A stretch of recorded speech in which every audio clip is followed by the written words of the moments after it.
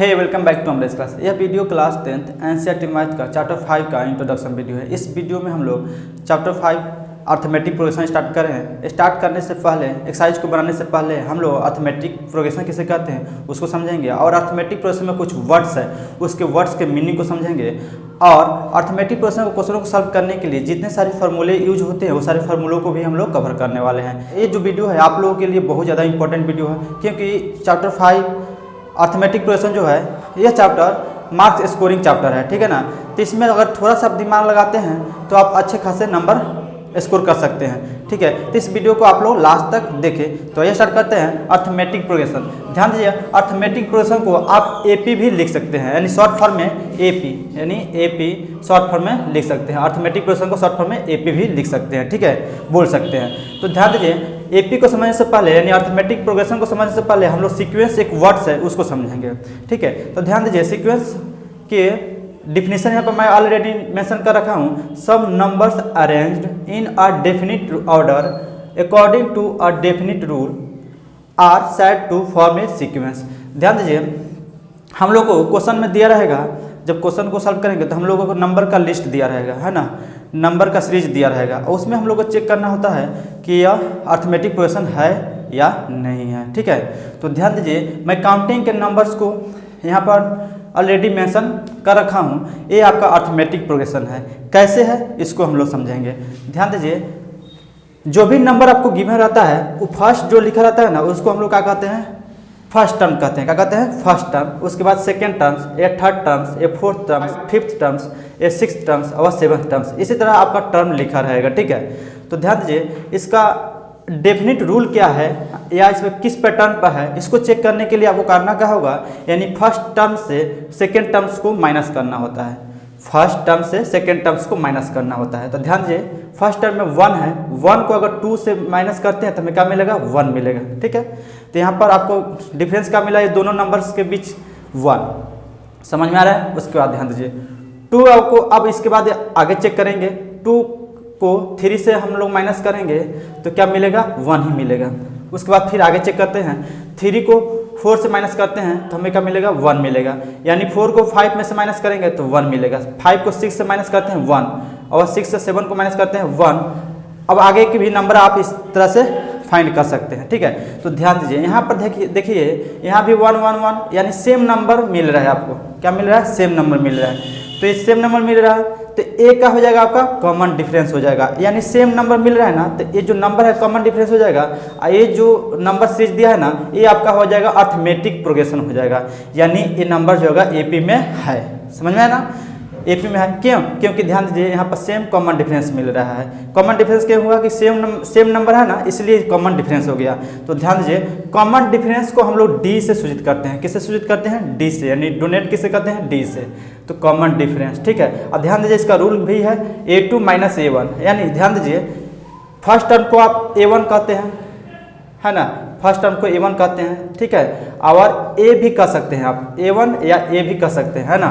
तो a1 ए भी आप कह सकते हैं, और सेकेंड को a2, इसको a3, इसको a4, इसको a5, इसको a6, ठीक है। इसलिए मैं यहाँ पर लिखा हूँ a2 - a1। a2 - a1 से जो भी नंबर मिलता है वो क्या हो गया, आपका कॉमन डिफरेंस हो गया। उसी को हम लोग कहते हैं डी। तो डी समझ में आ गया, हाँ, डी यानी कॉमन डिफरेंस समझ में आ गया कि कॉमन डिफरेंस किसे कहते हैं, और नंबर एपी में है कि नहीं है इसको भी समझ में आ गया। उसके बाद ध्यान दीजिए 5 है, यहाँ 5 है, उसके बाद 5 है, 5 है। ध्यान दीजिए, अब इसमें हम लोग देखेंगे कि क्या इसमें डेफिनिट रूल है, यानी फॉलो कर रहा है, क्या पैटर्न इसका बन रहा है। तो पैटर्न इसमें है, 5 में से 5 को माइनस कीजिएगा तो क्या मिलेगा, 0 मिलेगा। फिर इस 5 को 5 में से माइनस कीजिएगा 0 मिलेगा। इस 5 को इस 5 में से माइनस कीजिएगा तो 0 मिलेगा। तो नेक्स्ट का नंबर आप चाहे तो निकाल सकते हैं, ठीक है। तो ध्यान दीजिए, यहाँ पर 0 मिला। उसके बाद नेक्स्ट एग्जाम्पल को देख लेते हैं। यहाँ पर 6 है, यहाँ पर 12 है। फर्स्ट टर्म क्या है, 6 है, सेकेंड टर्म्स क्या है, 12 है। तो फर्स्ट टर्म को सेकेंड टर्म से माइनस करना है, ध्यान रखिएगा।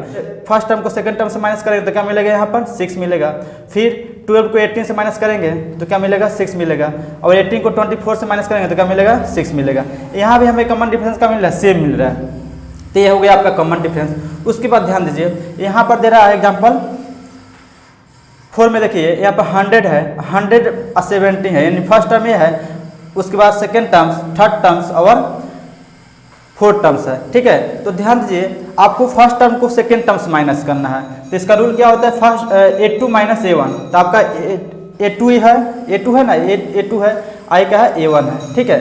अब A1 को A2 से माइनस कीजिएगा तो क्या मिलेगा, ध्यान दीजिए यहाँ पे 70 लिखना होगा, पहले A2 को लिखना होगा, अब माइनस क्या लिखना होगा 100, ठीक है। तो ध्यान दीजिए यहाँ पर ध्यान दीजिए रूल क्या है, A2 माइनस A1 यानी A2 हो गया A, I हो गया A1, ठीक है। अब इसमें से माइनस कीजिएगा तो क्या मिलेगा, माइनस का 30 मिलेगा। क्या मिलेगा, माइनस का 30, क्योंकि माइनस में 100 है, 70 जाएगा वो प्लस का, तो माइनस का 30 मिलेगा। तो ध्यान दीजिए आपको यहाँ पर कॉमन डिफरेंस क्या मिला, तो माइनस का 30।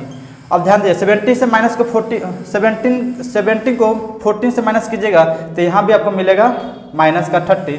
और 40 को माइनस 10 से 40 को 10 से माइनस कीजिएगा तो यहाँ भी मिलेगा आपको माइनस का 30, ठीक है।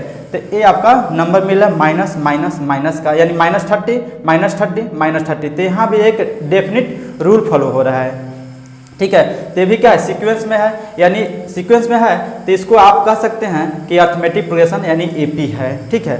अब यहाँ पर एक चीज़ों को आपको समझना है, यहाँ पर कॉमन डिफरेंस 1 है यानी पॉजिटिव का नंबर आया, यहाँ पर 0 आया, यहाँ भी पॉजिटिव का नंबर आया, और यहाँ माइनस यानी निगेटिव के नंबर आया, ठीक है।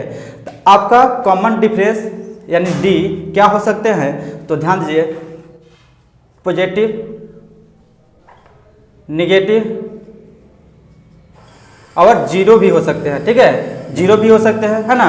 ये आपको ध्यान रखना है, पॉजिटिव और निगेटिव और क्या 0 भी फाइंड हो सकते हैं, ठीक है।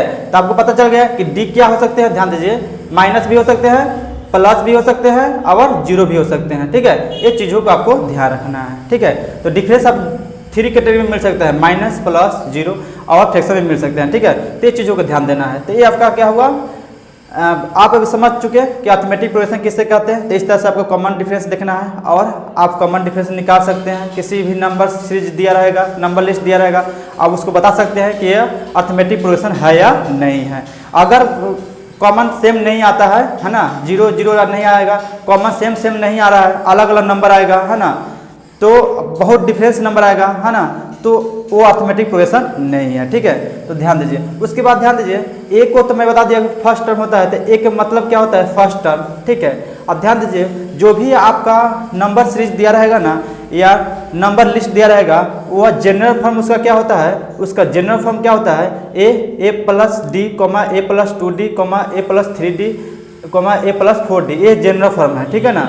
इस तरह से जनरल फॉर्म आप लिख सकते हैं, ठीक है। तो जो भी नंबर है ध्यान दीजिए जनरल फॉर्म में क्या है, जनरल फॉर्म में है, इसका जनरल फॉर्म इस तरह से लिखा जाता है, ठीक है। उसके बाद ध्यान दीजिए SN के मतलब क्या होता है, sum of a term of AP, sum of a term of AP। और N का मतलब क्या होता है, नंबर ऑफ टर्म्स, N का मतलब क्या होता है, नंबर ऑफ टर्म्स। L का मतलब क्या होता है, लास्ट टर्म, L का मतलब क्या होता है, लास्ट टर्म। ये सारे नंबर्स आप, ये सारे जो लेटर है ना, इस सब का यूज आपको मिलेगा। ध्यान दीजिए यहाँ पर मैं कुछ फार्मूला को मेंशन कर रखा हूँ, इस जो फार्मूला है इसी बेस पर आपको क्वेश्चन को सॉल्व करना है, सारे क्वेश्चन इसी बेस पर सॉल्व होगा। मैं जब एक्सरसाइज बताऊंगा तो उसमें बताऊंगा कि कौन फार्मूला कहाँ यूज करना है, ठीक है। तो ध्यान दीजिए ये हो गया आपका फार्मूला फर्स्ट, ठीक है, सेकेंड, थर्ड, ये 3 फार्मूला को आपको कम से कम याद रख लेना है, ठीक है। ये फार्मूला मैं ऑलरेडी यहाँ पर मेंशन करा रखा हूँ, अगर चाहे तो आप इसका स्क्रीनशॉट ले सकते हैं और इसको आपको याद कर लेना है, ठीक है।